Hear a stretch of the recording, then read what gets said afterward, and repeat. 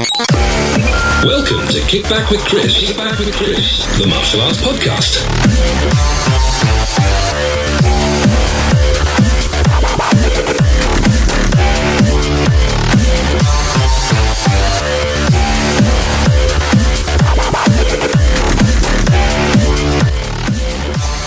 Brought to you by www.mittmaster.com. Hello and welcome to another episode of Kick Back with Chris, the martial arts podcast, coming to you from a beautiful sunny March morning here in Knaresborough, North Yorkshire.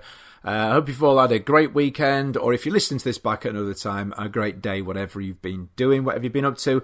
So, this weekend, I was actually away down in Telford. I think it's kind of near Wales, I think, from what I could make out. Anyway, I was there training with Mr. Chris Crudelli and a team of his instructors training in the Compass method, as well as a selection of instructors that have been invited along for the day, or should I say the 2 days, to train, one of which was myself. And wow, what a weekend it was. You know, we were tested mentally, physically. And when I say mentally, I mean, obviously, the from a martial perspective that you would think with the difficulty of training, but also there was lots of things, lots of philosophy, things to consider as well and think, you know, and it was nice to be challenged on all fronts again in a new way, and as you'll hear for yourselves in the course of the interview, the Compass method itself is taught in a very, very unique way, something that I've not come across before in my 30-something years involved in the martial arts. Now, normally, we would go across now and do some news and chat to Matt and that sort of thing. But today we're going to do it a little bit differently because the interview itself, although it was planned to be sort of 20 minutes, it did go on for a significantly longer amount of time, and I didn't want to cut any of it down. So rather than have this podcast drawn out far unnecessarily with everything else that we normally do, I'm going to go straight to the interview with Chris and the other instructors that were able to stay around at the time. Now, what I will quickly say is, although there was something like 30 people at the event, by the end, you got to remember this was, I think somebody worked out it was about 18 hours worth of training or something. You know, there was a lot of people that had to travel from sort of Telford to Scotland and the opposite way, so they had to head straight off. So the people that did very, very kindly stay, they were absolutely knackered by this point, as I was too, and just keep that in mind when, you know, some of the guys are particularly quiet. So I've done my best as I can with the audio to sort of amplify things where I can, but it is a little bit quiet in places, so you might have to turn your music players up a little bit to hear certain sections, but it doesn't affect the content at all. It is a really, really good listen. So I'll head straight over now to that interview, and I will speak to you afterwards. Brought to you by www.mittmaster.com. Okay, so at this point in the show, I would normally say, let's go to our caller on the phone, but today it's a little bit different. In fact, the weekend's been quite a lot different, if I'm honest. This weekend, I've been very fortunate to being invited by Mr. Chris Crudelli to join him and his instructors, and a selection of other instructors from around the country to join in with a weekend training event. Mr. Crudelli is sat with me now. Hello, sir. How are you doing? Hey, Chris. Don't call me sir. I can't help it. It's just like one of these instinctive reflex things that I have. So nice. I'm very polite. I was taught correctly by my parents, you see. And your teachers. And my teachers. Really it had nothing to do with my parents, really, to be honest. Did it? No, not really. Was it the martial arts? Yeah, definitely. Yeah. Definitely. And it's just stuck with me. And around the table at the moment, we have, let me say 1, 2, 3, 4, 5. We have a lot of martial artists from lots of different backgrounds. And I thought what would be nice before we really get into the chat is if people could just introduce themselves, tell us a little bit about what they do and where they've come from, because I'm not going to lie, I can't remember all your names, so I don't want to introduce you and get it wrong. So I'll start to my left, sir. Right, if you can't understand this, I'm sorry. Go for it. Right, my name's Jim McClellan. I'm a 6-dan martial artist from Scotland, a place called Airdrie. My club's called Cobra Martial Arts, and it's nothing to do with Cobra Martial Arts Association, because he likes to know that if he hears it, he will complain. So I'll say, we're nothing to do with Andy Morrell from England, Manchester. Various types of martial arts. I've done karate, kung fu, I've done a lot of groundwork and a lot of good self-defense stuff. I tend to look at the arts and try them out, because if you don't try the arts out, how do you know it doesn't work? How do you know there might be a lot of rubbish is what people tend to say, because people come in and say, oh, you're rubbish, don't care, I work. But in the days I teach kickboxing, K1, also teach self-defence, and our syllabus is similar to what yourself teaches, Chris. Yeah. And it was really good. Oh, which one? Oh, which Chris? Yeah, two Chris's. Chris, oh, sorry, Chris. Yeah, Crudelli. yeah. Proper Chris. Chris, yeah. Props. Can I say that? Yeah, you can say that. Sorry, mate. God. It's fine. All right. Cool. So, Hi Chris, I'm Daryl Bethford. I'm from Leeds. I live in Are you from Wakefield. Leeds? I'm from Leeds. That's really close to me. Yeah, the How did I Glasgow not of the know North, Leeds. I didn't know Let's you go were- for the North. Depends which part of Leeds you came from. Is that a good thing or a bad thing? And I mean no disrespect from that, because I don't want you to punch me, because I've Yeah. seen you doing that. Yeah, it's a So, good. okay, so from Leeds. I didn't know you were in Leeds. All this time you've been right next door to me and I had no idea. Well, I live in Wakefield now, but I'm a Leeds born and bred. Okay. So, Okay, kept that quiet. So, Hi, my name's Alan Spears, also from Scotland, trained under the WOWGAR system. Dave Baptiste has been my main instructor and mentor for many, many years. Where I'm at now, I'm a competitive sport fighter, fought in world championships, European championships, travelled the world, been my passion for many, many years. One of my passions and paths that I'm on now is understanding sports psychology, of why people do what they do, and performance, try to help performance with athletes and fighters. So yeah, and just bringing the science of what was very subjective or maybe woo-woo to this everyday person that they can use it and create their own wins and lifestyle through choice rather than through chance. okay, that's cool. So, My name's Joe. Again, one of the guys from Scotland.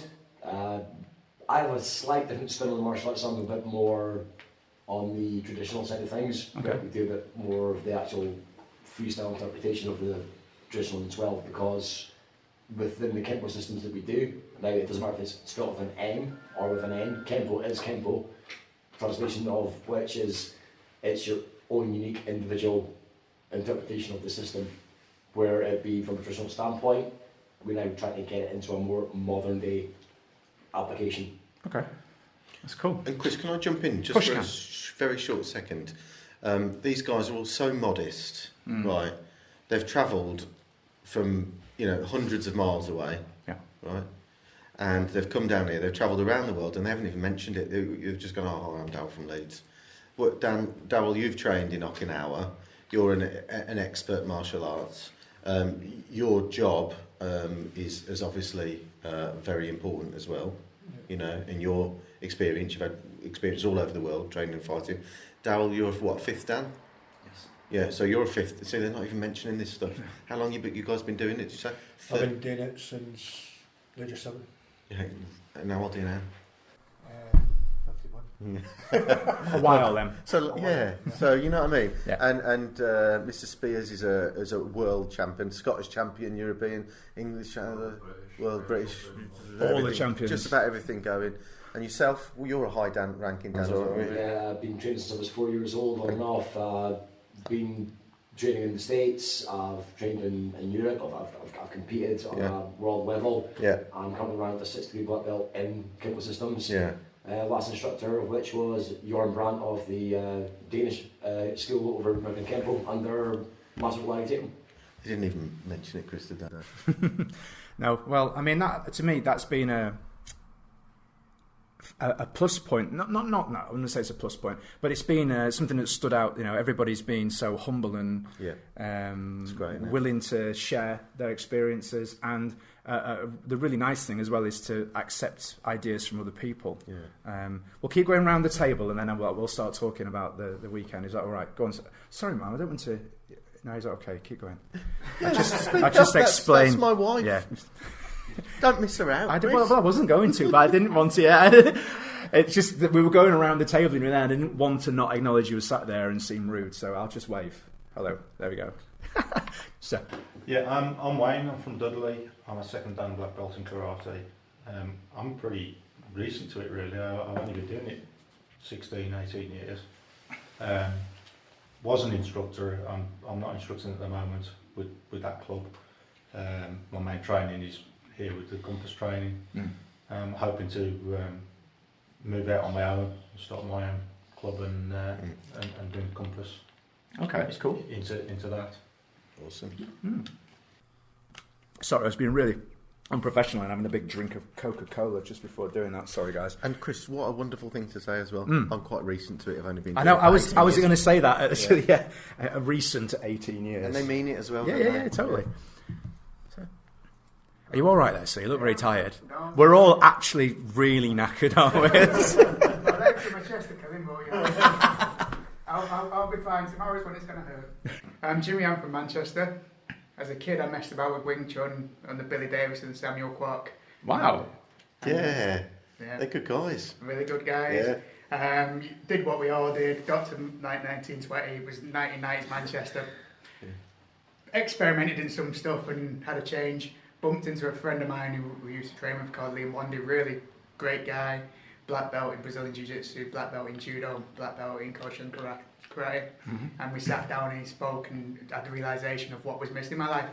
What was the change? So for 7 years now I've been doing BJJ under Liam, who's just moved down to London unfortunately to be with Eddie Cohn. Okay. And then that's it. And then now moved to John Dang, who's just moved from the big white building. He's been to Manchester where all the martial artists were kept. We've all just been shipped out. So where they were kept. Yeah. Caged up with a big. That's where the strange people are. A big neon warning sign. Pretty much, yeah. I love it. Mark. Karen. I originally started Shotokan Karate in Norfolk. Okay. Trained there for about 12 years. Moved north.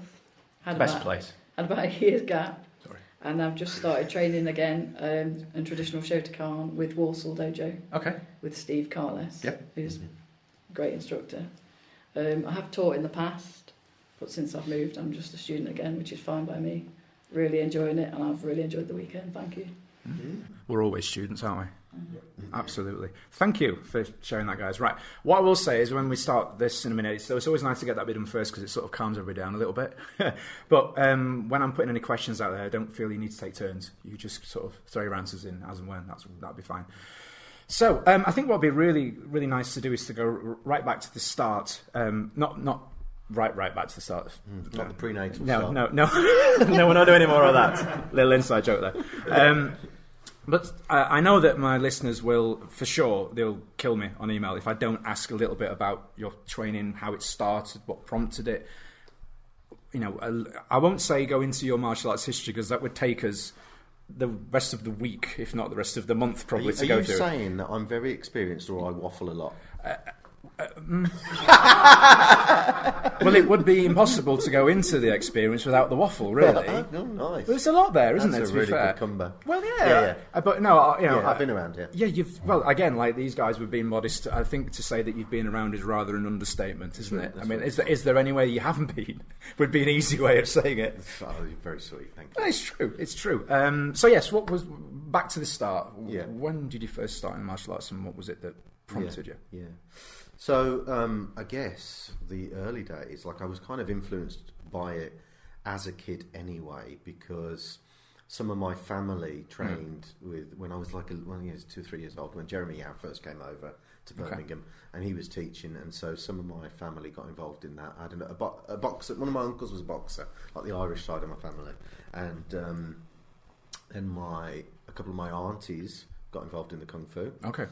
And so I kind of grew up with hearing these stories, you know, like one of my aunties knocked out 3 blokes in a wow. Yeah, and she's not rough, you know, she's quite petite, but it was in the Bullring Centre in the 70s. 3 skinheads started on her, tried to mug her, and she just bum because she'd been doing kung fu for 10 years, and it's like, wow, really?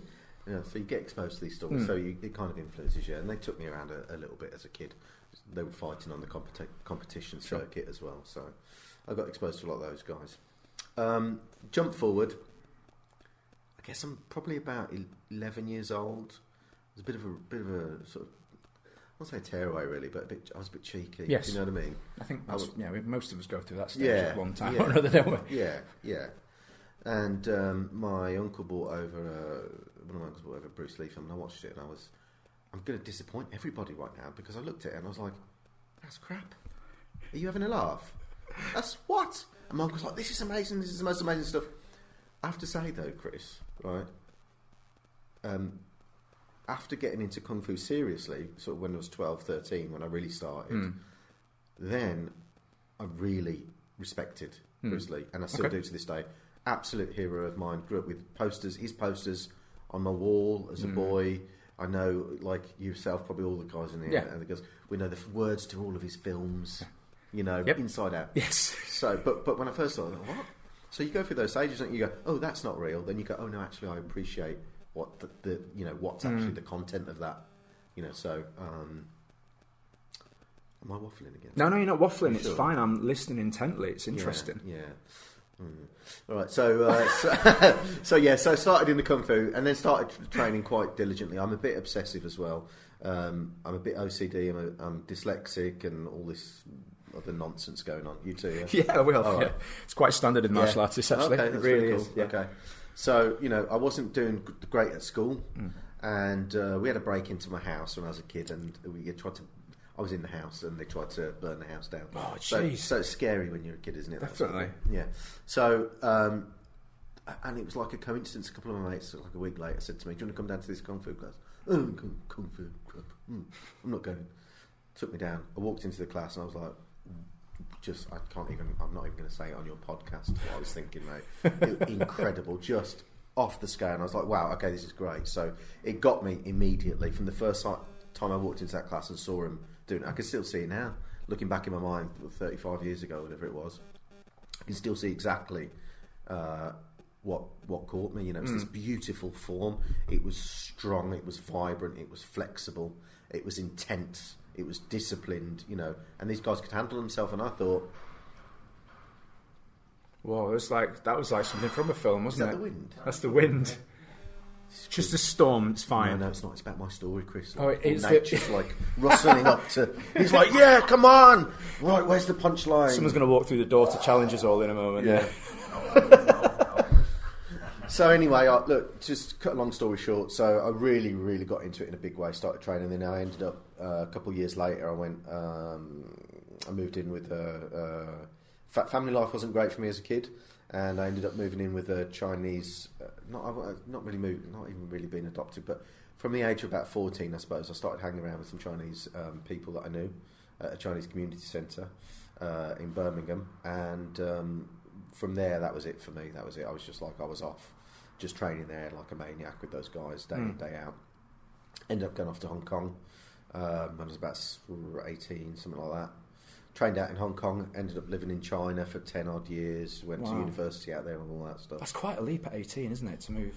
Yeah, it is, but like really obsessive. Yeah. Just kept doing the same thing over and over and over and over again, just like we had to do this weekend. Yes, absolutely. So, just a couple of minutes ago, obviously, I spoke about your experiences travelling around the world and experiencing different cultures and training the different arts and being able to learn from and train with the different masters of all these different disciplines. Is there? I've always wondered this. This is a little bit of a selfish one for me. Is there anything, an art that you've not managed to experience yet that you're still wanting to tick off, that you're wanting to try training in or experience at all? Wow, that's a great question. Yeah, there must be so many. Off the top of my head, I can't think, but I wonder. I mean, I did have a kind of a stock answer for that question a few years ago, but I think it's changed now. When people used to ask me that, so I wrote a book, Chris. Yep. I wrote a book, and in it I researched 300 different arts from around the world, and there was this one thing that really intrigued me. It was, I forget, do you know what? I can't remember the name of it now. It was an African martial art, right? And the guys used to wrap a chain. They'd wrap a chain around their fist, and then they just fight. What? I know, and I thought, God, I really want to do that. And there was another one which wasn't really a martial art, but I included it in the book. There's a South American culture. I don't know if any of you guys have seen this on YouTube. You can Google it. There's a South American culture where one day of the year people come together and they just, all of them, like, give each other absolute hell. They're just... I've heard that. You've seen it? Yeah. Like bare fist fighting on the streets. That's right, yeah. And it's sometimes the police have to come in with horses. And you know why they agree to do this in their culture and it's legal? It's because they believe that only if they shed the blood of a different tribesman from a different tribe, will their crops grow well and they'll be able to feed themselves? It's absolute chaos, lunacy, barbarism, and it's wonderful at the same time. This is a genuine part of their culture. And I also think, Chris, I'll stop talking in a second, but I also think about that, it's kind of a good way for tribesmen to let off steam, right wrongs, and like in the past, instead of building up grudges, they just get it all sorted out. Yeah. It's just not like a Saturday evening in Rotherham then. Sorry to any listeners from Rotherham there. It's a little bit different to that. So fast forward to the compass method. Was this a fairly recent thing, or is this something that's been there for years, sort of milling around? And was it a case of it's finally come to fruition in development recently, or is it more that you felt that the time was right to share it with everybody? Was it? Your questions are great. They're really on point. Really on point, man. But that's because you're an expert martial artist as well, so you keep going. Feeling. Yeah. All right. So just a quick one about the compass. So it's always been in there. I've always been frustrated with teaching kung fu, and I've always thought I'm not a good enough teacher. I'm just not good enough because my students aren't getting it, and the only answer that I can come to is I'm not good enough at passing that on. And I think there is a degree of truth in that. But so I thought I've got to simplify it. So I developed a system called ABC Combat System, knife, stick and hand fighting. 26 it's based on like movements of the alphabet, let's say, but everything's interchangeable. I thought I'll teach combatives, so I did that for 10 years. And people got really good at it. And we taught a lot of people. We taught a lot of some of the guys here, in fact, that came on this course were involved in some of the early ABC stuff. And that was great. And then I started taking people back to Shaolin Temple. I do a trip like every year. We usually try and get out and go somewhere, and we take 10, 15, 20 people, something like that. So I thought, this year we'll go to Shaolin Temple. Went over to the temple, and I got a massive privilege, Chris, like a pinnacle of my career, really. I got to go to the temple. We got to be the first Westerners to access the living quarters of the inner temple. So my guys all got to live with the monks in their quarters, not like segregated, They blessed my system. We had about an hour-long Buddhist ceremony, and I got to teach as well. I'm thinking, Jesus, I'm teaching my own system in the what the hell? It's like come full circle. Yeah. And so I'm thinking, God, this is like the pinnacle. I've done some pretty cool things. Like I've had a TV show, written a book, reading around the world, had a few fights here, there, and everywhere. You know, so it's like I'm really quite. I've done all right. I've got out there and done all right. And but this pinnacle of my career, so I'm feeling quite proud. Bit of a proud moment. And then the abbot, you guys, was anyone? So some of them came with us. Some of the guys that were here today. I saw some of the photos, and it did look fantastic, I must say. I was only slightly jealous. Slightly jealous. Come with us next time. Yeah, well, if my wife's listening, please. Christmas presents. It would be good for him. Yes, there you go. There you go. So anyway, the abbot pulled me aside and he goes, "This is great. This is great what you do. It's really good. Thank you for teaching that. Lovely." And he goes, "So, you speak Chinese. You know Kung Fu and Tai Chi as well." Oh. And I was like, "Yeah, right." And then he goes to me, "When you go home, return to teaching Kung Fu." Okay. Right. There you go then. Yeah, and I was like, right, okay. But I thought about it, and I thought, do you know what? It just made sense. A penny dropped, and the penny really dropped, and I was like, actually, that's what I want to do. But I've just been failing all these years, been failing at teaching, because people are not getting it. Yeah. So I really put my thinking cap on, and I realised the problem isn't that I'm a crap teacher. The problem is that the way I learned was different to the way I teach. So the way I learned was an apprentice system. So I was doing it 6 hours a day and then pretty much living with the Chinese, and then I was in China for 10 years and blah, blah, blah, blah, blah. It was an apprentice system. And when people are training 2 or 3 times a week, it's never going to be the same. There's just too much quantity. And I thought, how can I solve that problem? Right? The abbots set me on a new path. How can I solve that problem? So I looked into the arts and I was like, you know what? why is Kung Fu dying? Why is Kung Fu becoming less and less? And the reason is because people like me are failing. Okay. The masters, the people who've learned it, are failing to pass it on because we can't do apprenticeship systems. Yeah. People have jobs. Mm-hmm. Yeah. So that's why I created the compass, because it was like, I've got to be brave and simplify. Yep. If I simplify everything down and then make it more like a system that's digestible, you know, you can get good within 3 to 5 years instead of 20. Fantastic. Yeah, I mean, we'll go around the room in a moment, if that's all right with everybody, with big voices. I know you're tired, but with big voices so we can hear you. Not for my hearing, but for the microphone. A bit both, to be fair. But for me, I'll be honest, I arrived yesterday. I had absolutely, I don't know if this is the same for some of you guys, but I had absolutely no idea what to expect. I had these different thoughts. I'm sat in a hotel room the night before thinking, I wonder if it'll be like this, or I wonder if it'll be like that, or we'll do more of this or more of that, and all these ideas were going around my head. And then we arrived. Just to share a little bit of the experience, I won't talk too much about it, and this I'm not allowed to. I don't know. But when we arrived, and it was a fantastic experience. The warm up guys. Definitely. They like that warm up. Oh, yeah, It was good. It was bizarre because we were doing it. I had this big smile on my face. Thinking, oh, we are a bit weird, aren't we? I'm really enjoying this. But when you say it was 45 minutes, I thought we were talking about this last night. 20 minutes maybe, but not 45. But I and at one point we were punching away, and I was trying to stay. It was you, wasn't it? It was. I'm pointing across the table at the person. But in fairness, your voice got a proper. You were training your voice while we were all punching our arms. You'd be able to be a town crier or something. Yeah. But no, we did. Somebody worked it out. It was like 2,700 punches or something that we did. Yeah. Mm-hmm. It's quite a lot. Yeah. But it was really interesting. I found I've not pushed myself like that with a single technique for a very long time. Yeah. Because as instructors, I found personally, you can sort of one of the things I found is I practice the things I'm already good at. Yeah, right. It's easy to do, isn't it? Yeah, Practice the things I'm already good at. I don't stand and punch like that for ages. So when we started, I'm thinking, I'm getting tired now. Yeah. 10 minutes in, I'm getting tired now. And then it was almost like I found this little bit of voice in my head that I've not used since I was a student, as a teenager.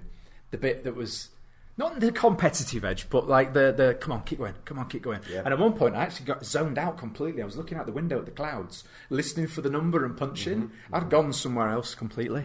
And then 45 minutes had come and gone. Just brilliant. And then we all stood and went, oh, God.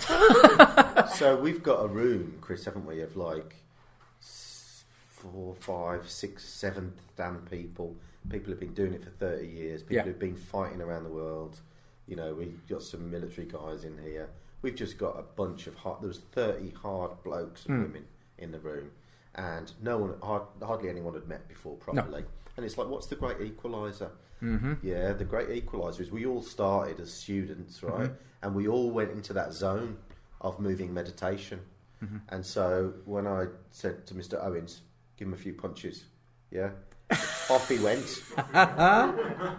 45 minutes later, and I was looking in all of your eyes, and I could see that rekindling, that fire that is in you getting sparked up again by that repetition and that challenging yourself, and that being that order, what were you shouting? Or numbers or something? Numbers. 1, 2, 3, just over and over and over and over again. And two lots of 10 and then swap legs. Just over and over and over and over again. And again, like we were talking today, weren't we? We were saying like beginners will go, wow, that's brilliant. Mm-hmm. Experts will say, oh, that's pointless. But real experts will say, yeah, and that's what you're saying, isn't it? Yeah. No, it's true. I mean, I found we'll go around the room and ask for you guys what you think, but I found that personally the weekend's been one of learning without a doubt, training, pushing myself again properly. Because we all like to say we train, but it's different when someone else is telling you to do it. Sharing, I don't know if I've just said that. Philosophy, discussing, talking, learning as well, and friendship. I'd like to count you all as friends now. I don't care if you don't like me, but I like you. So it's a one-sided friendship if it needs to be. That might be unhealthy, but that's what the police are for. But no, no. I think through this experience of thinking, training, sharing, training together, sweating together, being in pain together, helping each other. There's been several guys that it's part of training. Sometimes you get hurt. Helping each other out. Are you all right there? Do you want some help? And then another important thing, something that I've never really studied before, actually learning to heal, to help. That was a really interesting part. I wasn't expecting that. So you guys, I could keep talking. I know it's my podcast, but what do you guys think, sir? My point of view is because I teach 24/7, I don't get a chance to do anything. So for me coming down here, I'm totally unfit, but I managed to keep going on the punches because you had left your mug on the windowless, Chris. So I just kept on focusing on that. Darryl beside me, and every time he was going, I said, right, I'll keep in time with him. But I just, as you say, zoned out because my shoulder started to really get sore. And I went, no, after that, and then I started laughing at myself. I saw a big grin come across your face about 30 minutes in. Yeah, so I just started laughing, and it was the way to focus with me. Keep yourself happy, keep yourself focused, and forget about the pain and just keep going. But it was good when I was watching left and right. You can see the guys. The guy with the big bald head beside me, he was spouting. There's a few of them, just to clarify. There's a lot of big guys with bald heads. But when you look down at his feet, when you manage to get a wee tramp, it was full of water. And then Darryl started pissing up as well, and I'm like, I've still got on this stupid fleece. Yeah, I had mine on as well, but I was like, I'm not stopping to take it off. I'm not going to be that first guy. It was a good to actually see if you can still do your stuff. Yeah. And see how much is still in your memory bank, and to see if your body can do that as well. Because when you look at when you're doing your students, we're stunning, students are doing, but it was a reversal. I'm a student and I'm doing it, I'm got that. You know what these guys feel like after all that time I've been coaching, which was really good. And you know what, can I just say as well, it's like nowadays in martial arts, it's really difficult for an instructor to tell somebody, do a reverse punch for an hour. Yeah. Do you know what I mean? Because you think, well, I'm going to lose students, I'm going to lose this, that, the other. Those commercial pressures are on us. And it's very easy for instructors to end up catering to the students. Yep, absolutely. Yeah, and so it's a great equaliser. Coming to this club, I'm not going to cater to any single one of you. I'm going to be as true as I can to what I want you to learn. And if you like it, you like it, and if you don't, you don't. Yeah. And luckily, 30 people absolutely loved it, and lots of you are coming back. I did about 2 years ago, Chris. No, about 4 years ago. I did a course. Sometimes I put on like weird courses, And I did a course, and I said, "You're going to do one technique for 1 year." Yeah, you were on it actually. Yeah, weren't you? Yeah. And that was it. They'll come. What was it? One full day a month was it, or Sunday? Every Sunday, they come and they do one technique for 1 year. Are we allowed to say what it was? No, it's not secret. No, it was just a technique like bang, bang, bang. Do you remember it? You ain't going to forget it ever, are you? Yeah. And that's the point, I would imagine, isn't it? That you won't forget it ever. Was, 1 year, and we just broke it down and we did it 1 year. All of us, boom, boom, boom, boom, 8 hours, boop, for a whole year. And I thought, when I thought of that concept, I thought no one's going to sign up for that. Was it fear not the man who has practiced 1,000 techniques? Fear the man who has practiced a single technique 1,000 times. They practice it about a couple of million. Times. The thing is, Chris, I thought no one would come to it. Right. Especially in this day and age. The course was packed. Wow. They were all really high level people. It says something, doesn't it, though, about the industry? How would you? Martial Arts Collective. I think that's what they're crying out for quite a lot at the moment. Absolutely. I remember the experiences as a child. I mean, it's difficult, though, isn't it? Because it's as you say, is the commercial aspect and the pressures on it, but there's also the thing that we don't like to talk about. But there's also the pressures that were put upon with health and safety and all this sort of stuff, which is important, and I'm never going to say it's not. There's like 10 nodding heads around it, like every single master, and he's like,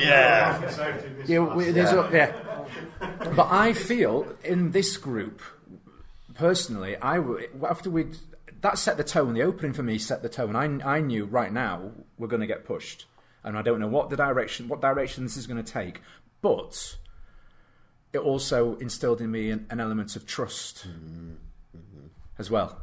And once I found that, I was relaxed. Now, I don't know, you guys can say whatever you feel with your experiences, but I spent the first day quite confused. But I found that confusion wasn't necessarily that I didn't understand. It was more that I was getting in my own way through 30 years of thinking in one particular way. Yep. And it was this afternoon when we were practicing the compass, it clicked. Okay. It suddenly, and it wasn't, I don't even know how to explain it. It just clicked and it made sense all of a sudden. You see my beautiful wife over there smiling? Yes. She's got a great smile. Yes. We had this conversation last night, didn't we? Was it this morning or last night? About them. She's like, what conversation? What are you talking about? Last night, yesterday. Last night, yeah, okay. So we had a conversation about, she goes, how did it go today? And I was like, it was okay. And she's like, well, what do you mean it's okay? It must have been great. And I was like, nah, I didn't do a good enough job.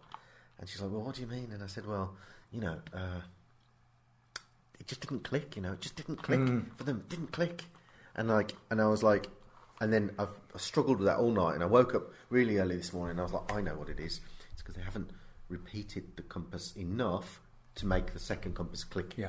And then, like you say, it just clicked in, yeah. And it was just a case of. I'd like to say on that. To be fair, when did it click for us? It was probably last month. I would say when it all came together. And these guys have been. We've been here for a year. And it just clicked and everything just changed. The whole game changed. It did. It completely blew it apart. Yeah. By adding that second compass to it, blew it apart. And it was just like, wow. Yeah, I can understand this. I think every single one of us felt that way.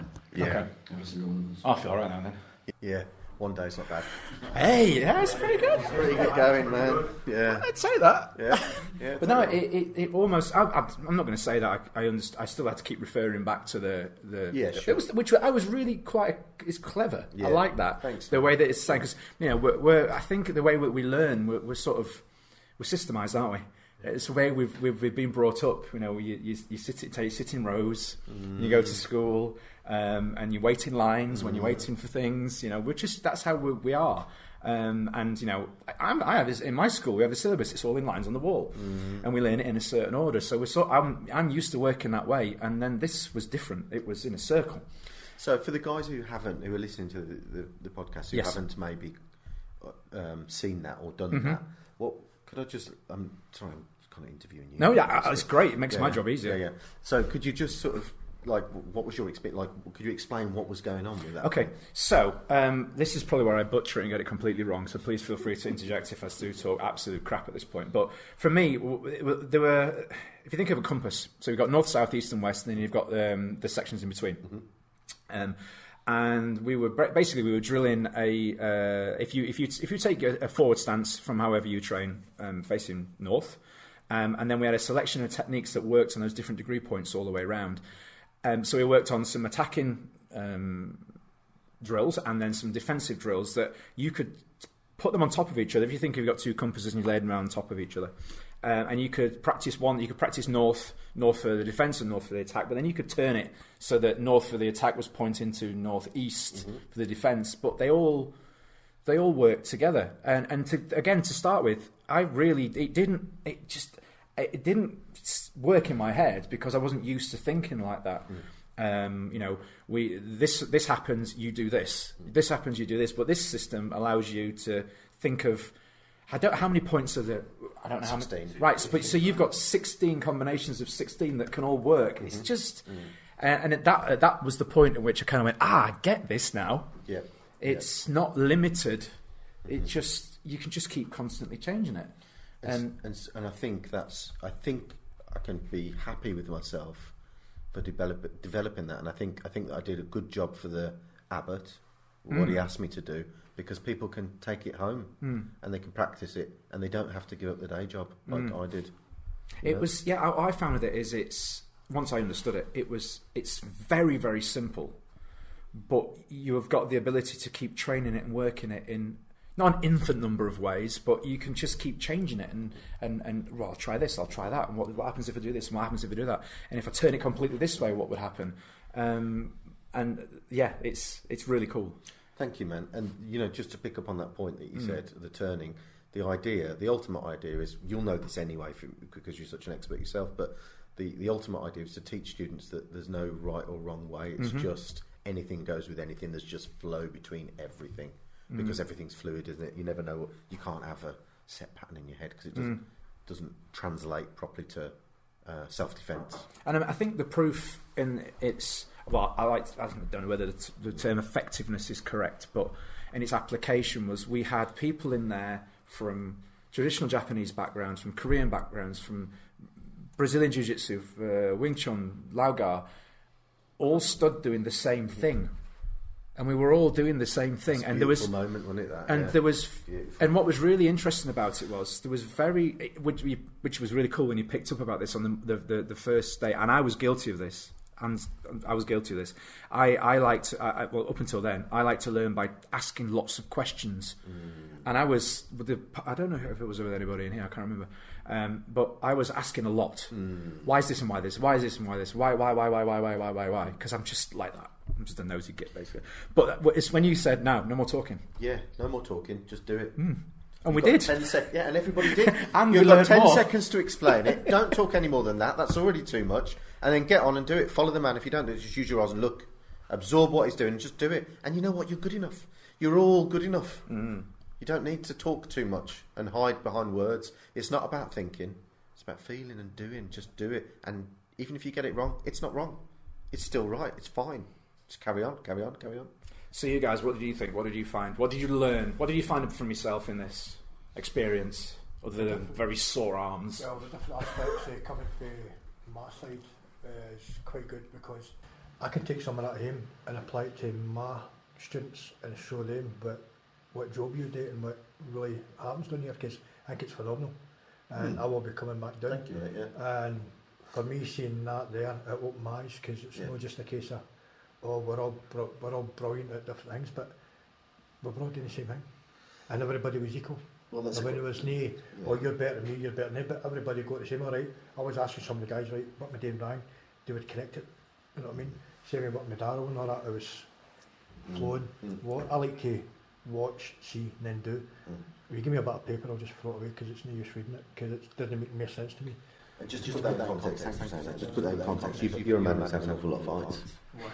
Yeah. You spent. I think you spent your life in the military, and you can edit that out if you don't want him to mention that. But yeah, you spent your life in the military, and you've been all over the place, biting people's noses off. What does a nose taste like? It's actually quite nice, but There's different noses in different parts of the world taste different. Just to put it in context, it's always my wife's American. And that's all right. Having my mates are American. I've got a lot of guys who I met in the Gulf. I still keep in contact with these guys, and I went across to Mississippi for meet some of them. Then I've been in contact with a couple of Mayor guys I haven't seen for about 13, 14 years, and I've actually got one of the Americans coming over to Scotland to spend 3 weeks with me, and then we're going to go back to Florida or wherever he stays. And this is all through, like yourself, coming down to things. All right, I was in the Gulf War, we met these guys, but coming down here, I've met a lot of good guys, and I'll be back. And I think it's good to interact with different people and different. I mean, absolutely. Because you got a lot of associations that's closed doors. You're not allowed in here, you don't talk to me. You mean closed doors in martial arts? No. Definitely. Aye. Really?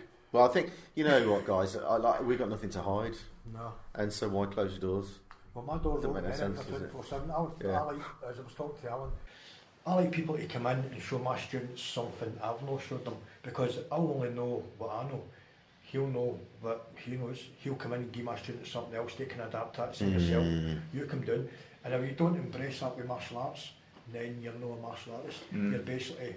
Well, that was another thing this weekend. We're not carbon copies. We are individuals. Yeah. We're individuals. It was like when we were teaching, it was like, that's not wrong. That's how you interpreted what we've done. So it's right for you. Yeah. And it works for you. Yeah. You know what I mean? This is the farm, but my son's a martial artist, a fifth dan, and he's a world champion kickboxer. He's got about 17 titles. Very good wee guy, right?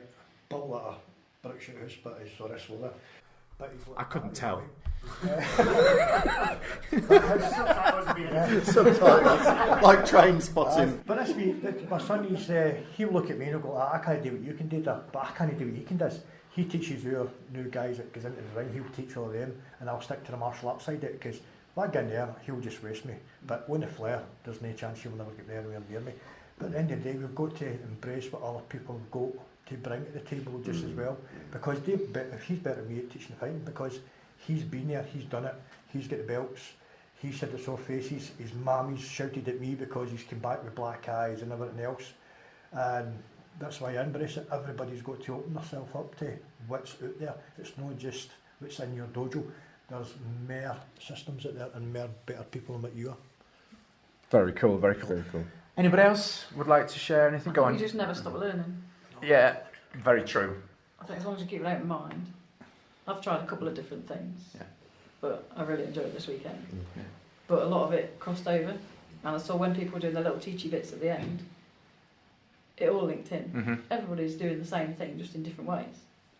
We were saying it's like different dialects. It's like different dialects in the country. Same word. Dialect, Same word. Well, except for hook and hook.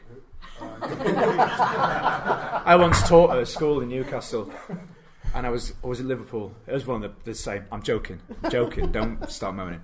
And I was teaching the hook kick, and I'm going on about, right, we're going to do this hook kick.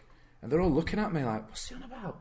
And their instructor went, hook. And they went, oh. Like, they didn't know what I was talking about because I was in hook kick. It was quite hilarious. But anyway, and I've already said this when I arrived yesterday, I wouldn't say I was apprehensive. I was unsure. And I think if we're honest, and I'm happy to be honest with this, a lot of my experiences with other martial arts and with other training, I've put off in the past. Not out of fear or apprehension, I suppose, but sort of, what if this or what if that? Did anybody have a little bit of that before they... Oh, God, everyone's woken up now. It's almost like you've got this insecurity in yourself where you seem like I've been doing this for years. I've been living this and breathing this for years. To then come to something like this and almost feel so insecure. It's almost going back to like a childlike mentality. It's day one. I don't know anyone. I'm not going to make any friends. Am I going to fit in here? And then when the instructor comes in, and he's so calm and so relaxed, and you go, okay, this is interesting. And then, as we said, we get the warm up, and people are just going crazy, like 45 minutes of constant punching. And I'm looking at this guy walking around, and he's got this biggest grin on his face because he's going, thank goodness it's not me doing this. This is boring. I can't do this. And I'm just sitting there going.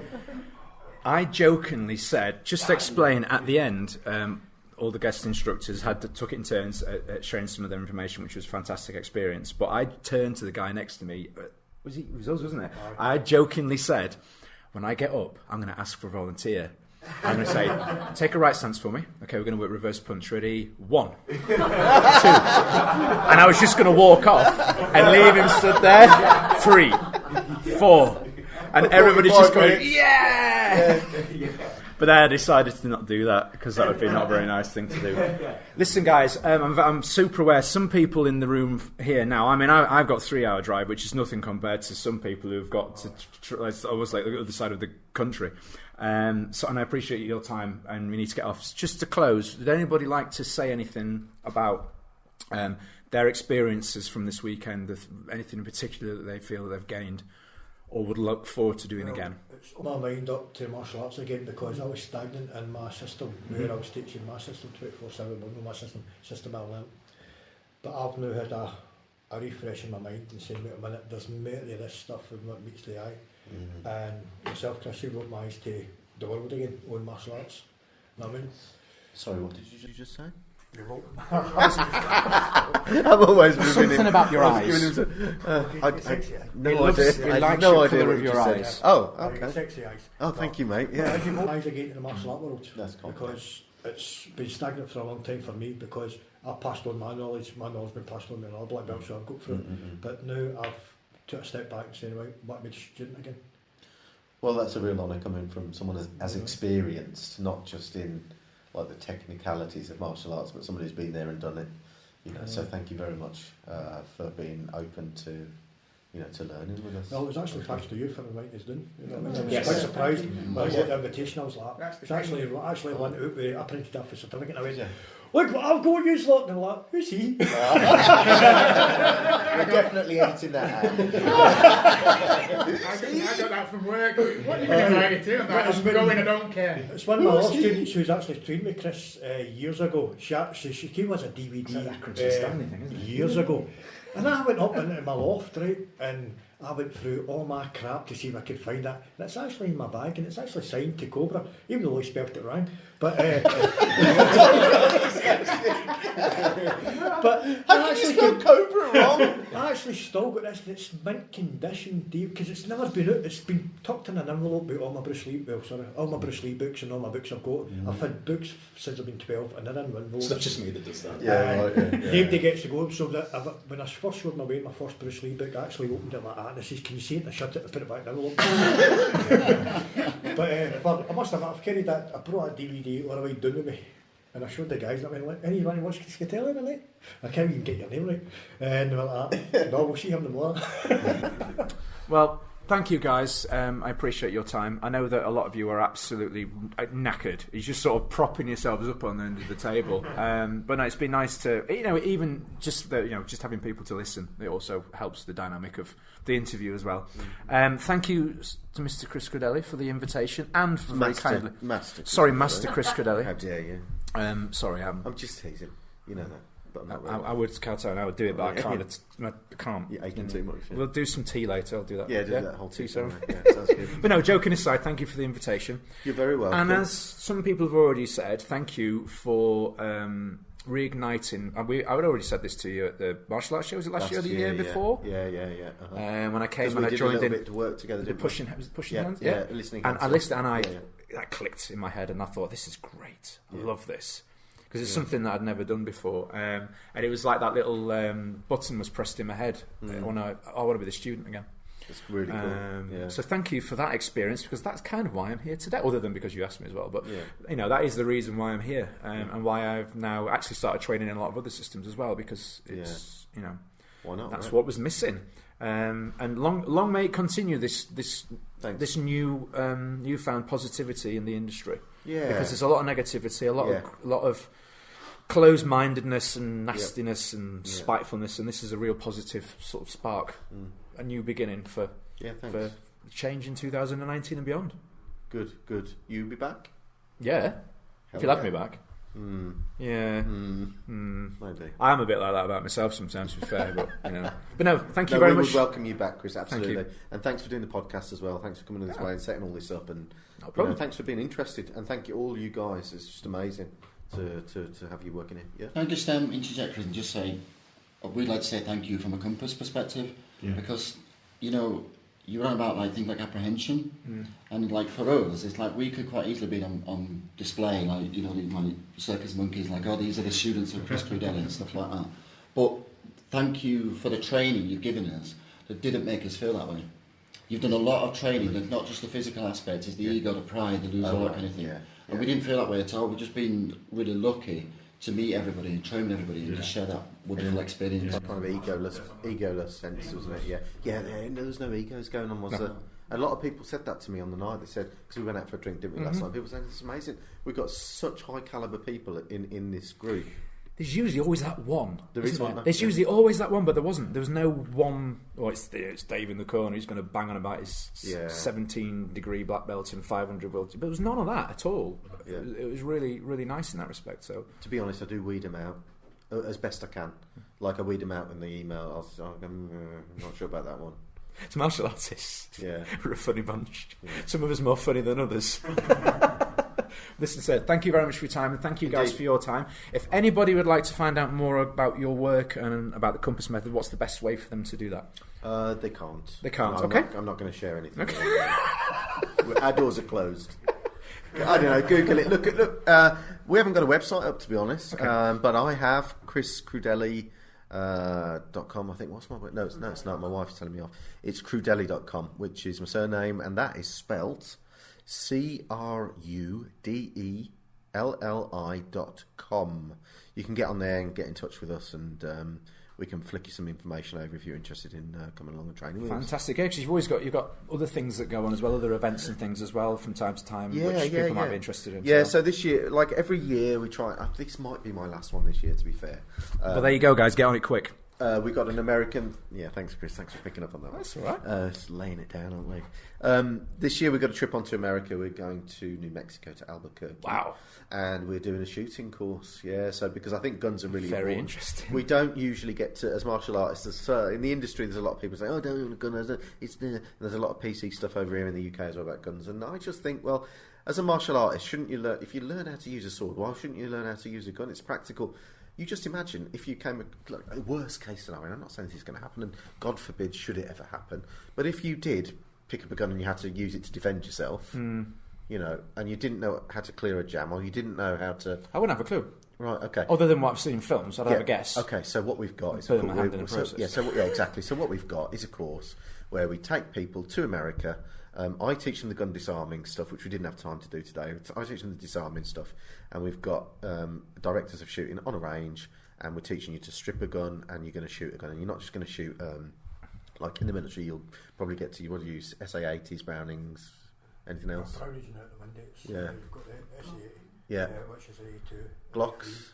Glocks, yeah. Because they've done away with the older systems. Okay, so unless you're sort of from one of the more elite units, you probably would only have a handful of guns, but this we're using foreign weapons as well, so you'll get your hands on AK-47s, you'll get your hands on Uzis. Everyone's like, yeah. We have got some M16s, yeah.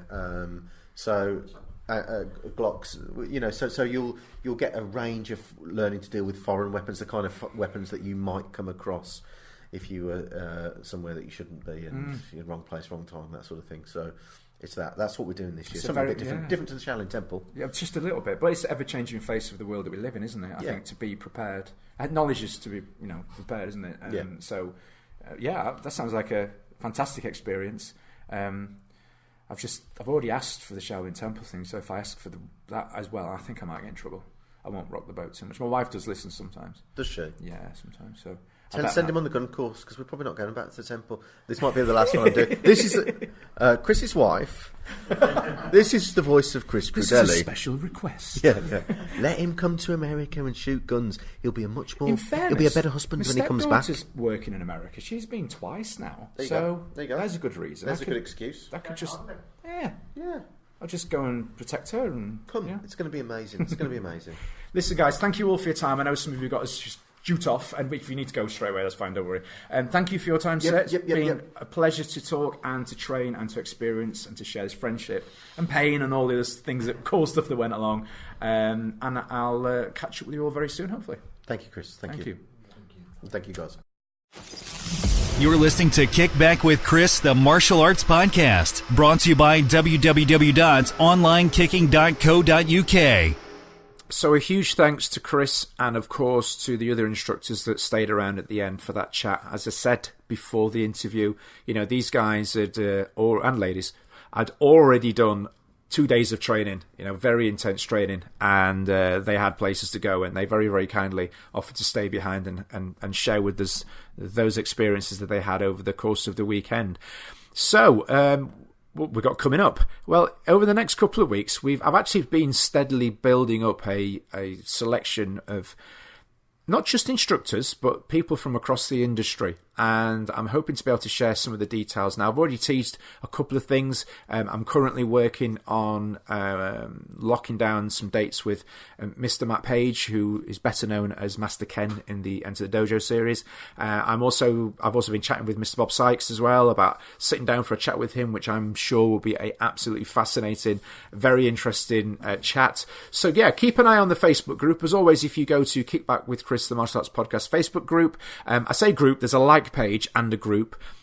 Either is okay. I think the like page is a little bit more active at the moment, so if you were going to do either, I would join that one, or just join both, so then you're not going to miss out. Also, we're on Instagram and Twitter, all those cool things, so get on there, share the links.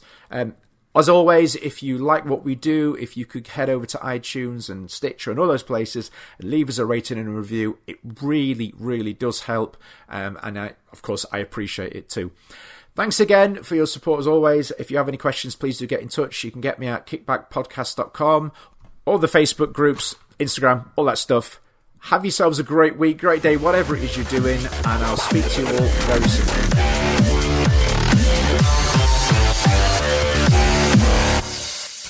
Enjoy our podcast? Please remember to subscribe, rate and review Kickback with Chris on iTunes today.